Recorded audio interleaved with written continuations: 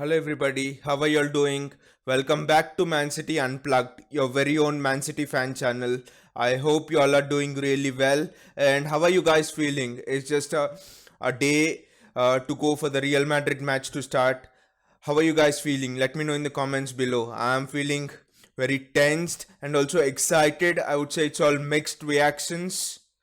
I think we need to really just go into this match with the aim of just playing out as we are, who we are as a team. We need to trust our principles, trust our ethos, and not panic and lay down to the occasion of the match, to the situation surrounding it. I know it's very difficult for the team to get away from the fact that this is a Champions League knockout game, but then we need to just treat it uh, as some other game, as just another game actually, and then just approach it in the way we usually do all the games. I think that's very important. Otherwise, you'll just get bogged down under the pressure and you will not be able to express yourself.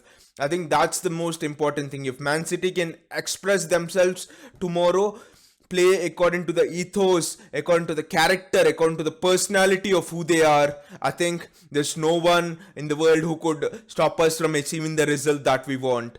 I'm just not getting ahead of myself and telling that this will be the result or the prediction for sure. But what I want to see tomorrow from the team is them playing their hearts out, them playing the game for for the fans, playing it for themselves, playing it for who they are, playing it for all of the people who have inspired them, playing it for all of the people who they seek to inspire. So if you can do that, I think you will surely give the greatest account of yourself, and you'll surely play uh, according to who you are, which is really important. So what are the most important things in this game? What we'll discuss about the five biggest dilemmas that Pep Guardiola has to solve. So that we can really give a great fight against Man United and we can achieve the result. We can go on and achieve the result that we want, that we achieve the result that we deserve, that we crave for. The first dilemma is I will just come from the back. First thing is Ederson is a sure starter, and then there is Kyle Walker. Kyle Walker is a sure starter with Mendy suspended. Joao Cancelo will take that place. I can't see Zinchenko playing against, I could say, Rodrigo or Vinicius Junior. If he does that, I think it's almost like we play the game without a left back, because the pace and all Zinchenko can't handle. It will just be too much for him. So it's just Cancelo starts with Benjamin Mendy suspended. But then the first dilemma here is, whom does Pep partner Laporte with? Will it be Eric Garcia or will it be Otamendi? You would say. I mean, looking at the pace, the trickery, and the pace of Karim Benzema and everything in the form he is in, it would not make much sense actually to partner Otamendi and Laporte together. I think the one thing that could go in favor of Otamendi is the experienced one, and sometimes in these situations you just need that experience to be there in the right place at the right time. We could just hope that if Otamendi starts, he just has a fantastic game with excellent positional sense. He doesn't get caught when going forward, or he doesn't carry the ball too much into the midfield. That's what we can hope. But if you ask me, first of all, get down in the comments below and state whom would you like Laporte to partner with. Is it Otamendi, or do you want Fernandinho, or do you want Eric Garcia to partner him with? For me, Eric Garcia is the one who should partner Laporte.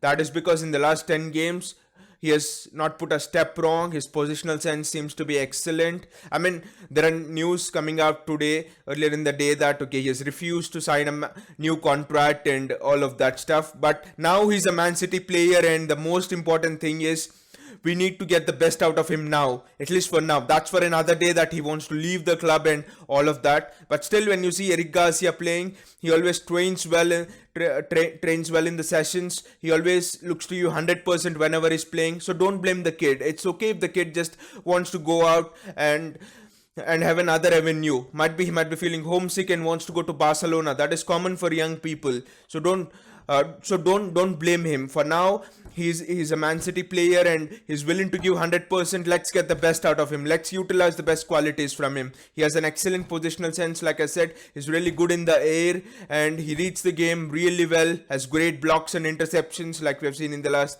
10 games. The only thing is he has not played before in these games under pressure. But then how will a young defender learn? How did, for example, a Gerard Piqué or a young Sergio Ramos learned? They might have had a daring coach who would have thrown them at the deep end at one or the other point of time. That's how they learn the trade, right? You don't learn your trade by sitting on the bench until 25, 26 and something and then going off there. No, you need to be thrown in the deep end. I think the time has come for Eric Garcia to be thrown at the deep end, and Pep will know that. Pep, a coach who has thrown several players at the deep end. Xavi, Iniesta. I mean, not Xavi. He didn't introduce Xavi, but Iniesta, Pedro. You name it. Busquets. You just name it and is there. So who better than Pep to start Eric Garcia in this important game? So personally, for me, I would start Eric Garcia. Now you would say, why not Fernandinho here? That's a very good question, I would say. And we would go to a second dilemma which Pep faces, and you'll get the answer there. Now, the second dilemma is who should start in central defensive midfield? Should it be Fernandinho or should it be Rodri? Now, my problem with Rodri is Rodri goes too far high up the pitch to press, which means there are a lot of space that is left for the forwards of the opposition team to run into. Which means our defenders most often are left one-on-one. You have seen this in the games against Norwich, against Wolves, and all of the games where we have lost. So Rodri for me doesn't provide as efficient as a screening presence as Fernandinho does. He doesn't provide that amount of defensive solidity as a Fernandinho does. So for me, it's Fernandinho who sits in front of them and screens, and also the switch of play. I mean, Rodri is just learning. I know it's just his first year at the club, but the switch of play of Fernandinho for me, at least for now, is much better than Rodri. He knows exactly when to switch. And he knows exactly when to stop the opposition counter-attacks and how far from the box should he stop the opposition counter-attacks, and the interceptions and everything. The defensive side of play is excellent from Fernandinho. And the thing here is we are not chasing a game. It's that we want to manage the game, manage the tempo of the game, and when you want to do that, the presence of such a solid player such as Fernandinho is very crucial. It's really important. The last thing we want is Karim Benzema running one-on-one at Laporte, or Karim Benzema, running one-on-one at Eric Garcia, or our fullbacks being isolated one-on-one. No, we do not want all of that. So I think for me at least Fernandinho starts in CDM position. Now the third biggest dilemma is the formation. Which formation does Pep play? I mean, does he play a 4-2-3-1 or does he play a 4-3-3? But in a 4-3-3, does he start with two CDMs or does he start with one CDM? I think 4-2-3-1 might just be out of question, but I won't be surprised if he starts with that, because Juan Malilo, one of the assistant coaches of Pep who had just joined recently, Pep believes him to be his mentor. He is a big advocate of the 4-2-3-1 system. He is one of the best exponents of using the 4-2-3-1 system. So it depends on Pep's thinking, on how does Pep think the game will pan out, and how does he want to manage the tempo of the game. So let us imagine that Pep starts with a 4-3-3. I mean, who does he go with in a 4-3-3? Does he go with two CDMs or does he go with just one CDM? Does he want Ilkay Gundogan to partner Fernandinho, or does he play with two false nines? Does he as he plays often? I think playing with two false nines would be very risky, especially in this kind of a game, because you play with two false nines and Madrid score a quick goal, and it's just panic. It will just be an end-to-end game, and City would not want that, because again we are the ones who should be managing the tempo of the game, who should be dictating the tempo of the game, and not the ones who should chase the game. That's the mistake we did against Monaco, and we should not repeat it. We should not chase the game. We are ahead, and that's a fundamental aspect of knockout football, I think, which Pep Guardiola should realize. And I think Gundogan also makes those runs from the midfield. He has an excellent sense of the goal. He arrives at the box at really crucial times. And also I think Gundogan helps you to, he provides far greater defensive screening or solidity, for example, when compared to when you play two false nines. And also Gundogan retains the possession well. He recycles the ball really well. He's hardly, you could see him caught up in position, just like David Silva, for example. So according to me, Pep should play two CDMs if he goes with a 4-3-3, and the one cam should be Kevin De Bruyne, obviously, which is a no-brainer. And then the fourth dilemma which we come to, this is an interesting one again. Should Pep play with two false nines? I think this is a really interesting aspect, because Pep did it actually. Even though he had Sergio Aguero fit, he put him on the bench and played with two false nines, if I'm not wrong, in Kevin De Bruyne and Bernardo Silva. But I think the most important aspect to this is again the defensive solidity in midfield. So we'll have numbers in midfield if we play two false nines. Always, if we play, for example, Kevin De Bruyne and Bernardo Silva as two false nines, they can drop in more often than not into the midfield and can have a numerical advantage. I think Madrid, even though they have been playing more counter-attacking football of late, they are the ones who also like to keep possession. So it's obviously going to be a matter of numbers in midfield. Which coach can get one tactical number above his counterpart, so that we can have higher amount of numbers in the midfield. And I think having two false nines would really help to this fact. And also the fact that both Kevin De Bruyne and Bernardo Silva offer good defensive work rate, good defensive solidity, I would say. The work rate of Bernardo Silva, like we saw in the game against Liverpool at the turn of the year last season, at the Etihad, was just immense. The work rate of Bernardo Silva was just out of this world. It was just so good. So I think if Pep goes with two false nines, I think it's again really important that he plays Bernardo Silva and Kevin De Bruyne. You could play a Riyad Mahrez, but Riyad Mahrez is not a midfielder by trade, and it doesn't offer in much in the sense of a defensive work rate. So I would play Kevin De Bruyne and Bernardo Silva. Whom would you play? Just tell me in the comments below. And would you play a false nine, first of all? State that in the comments below as well. And then coming to the last dilemma. Who would you start on the wing actually? Would it be Gabriel Jesus, or would it be Riyad Mahrez? This is crucial because Riyad Mahrez would not offer you the defensive work rate which Gabriel Jesus does, especially if you're playing with two false nines, like Pep Guardiola did it in the previous match in the first leg against Real Madrid. I think starting Gabriel Jesus would be really important.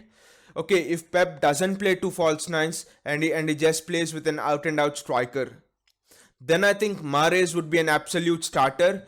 But then otherwise on the flanks, if you ask me, yes, Jesus can always shift to the left and Sterling could start on the right. But then Jesus is absolutely important here to start on the flanks. That is because the last thing you want is your fullback to be isolated 2-on-1 against Madrid's fullbacks and wingers like Vinicius Junior or Rodrigo.